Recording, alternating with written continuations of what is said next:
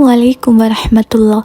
ഞാൻ ഇന്ന് ഈ വീഡിയോയിൽ പറയുന്നത് സുന്നത്ത് നമസ്കാരങ്ങളിൽ ഏറ്റവും ശ്രേഷ്ഠമായ തഹജ്ജുദ് നമസ്കാരത്തെക്കുറിച്ചാണ്. തഹജ്ജുദ് നമസ്കരിക്കുന്നവർക്ക് ആഖിറത്തിൽ ലഭിക്കുന്ന ചില നേട്ടങ്ങളെക്കുറിച്ചാണ് ഇന്നത്തെ വീഡിയോയിൽ ഉള്ളത്. നമ്മുടെ 5 നേരത്തെ ഫർള് നമസ്കാരം കഴിഞ്ഞാൽ പിന്നെ ഏറ്റവും പുണ്യവും ശ്രേഷ്ഠതയും നിറഞ്ഞ സുന്നത്ത് നമസ്കാരങ്ങളിൽ ഏറ്റവും മുമ്പിൽ നിൽക്കുന്നത് തഹജ്ജുദ് നമസ്കാരമാണ്. അല്ലാഹു സുബ്ഹാനഹു വ തആല നബിയോട് പറഞ്ഞു, എനിക്ക് ദുനിയാവിൽ ചില അടിമകളുണ്ട്, അവർ എന്നെ ഇഷ്ടപ്പെടുന്നു, അതിനേക്കാൾ ഞാൻ അവരെ ഇഷ്ടപ്പെടുന്നു. അവർ എന്നിലേക്ക് വരാൻ ആഗ്രഹിക്കുന്നു, അതിനേക്കാൾ ഞാൻ ആഗ്രഹിക്കുന്നത് അവർ എൻ്റെ മുന്നിലെത്താൻ വേണ്ടിയാണ്. അവർ എന്നെ ഓർക്കുന്നതിനേക്കാൾ ഞാൻ അവരെ ഓർക്കുന്നു. അവൻ എന്നിലേക്ക് നടന്നു വന്നാൽ ഞാൻ അവനിലെ ഓടി അടുക്കുന്നു നബിയെ. അവൻ്റെ കണ്ണുകൾ നിറഞ്ഞാൽ എൻ്റെ സിംഹാസനം പോലും കുലുങ്ങിപ്പോകും. അപ്പോൾ നബി സല്ലല്ലാഹു അലൈഹി വസല്ലമ തങ്ങൾ ചോദിച്ചു, ആരാണ് ആ ചില ആളുകൾ? അപ്പോൾ അല്ലാഹു സുബ്ഹാനഹു വ തആല പറഞ്ഞു, നബിയെ, എല്ലാവരും ഉറങ്ങുന്ന സമയത്ത് 1-ാം ആകാശത്തു നിന്നും ഞാൻ ഭൂമിയിലേക്ക് ഒന്ന് നോക്കും.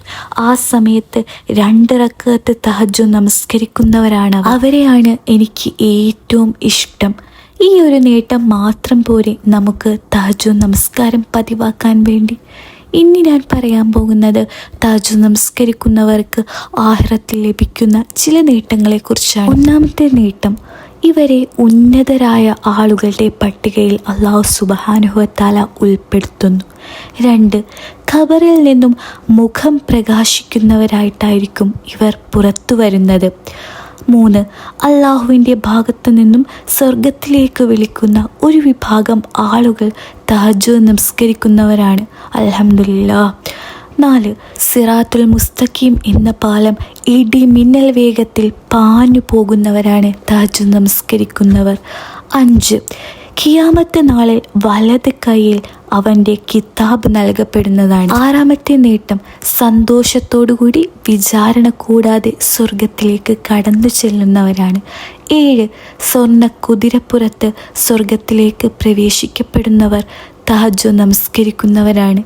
8, സ്വർഗത്തിൽ തിളങ്ങുന്ന കൊട്ടാരം അല്ലാഹു സുബ്ഹാനഹു വ തആല പണിതു വെച്ചിട്ടുണ്ട്. പുറത്തു നിന്ന് നോക്കിയാൽ അകത്തേക്കും അകത്തു നിന്ന് നോക്കിയാൽ പുറത്തേക്കും കാണാൻ കഴിയുന്ന മനോഹരമായ കൊട്ടാരം.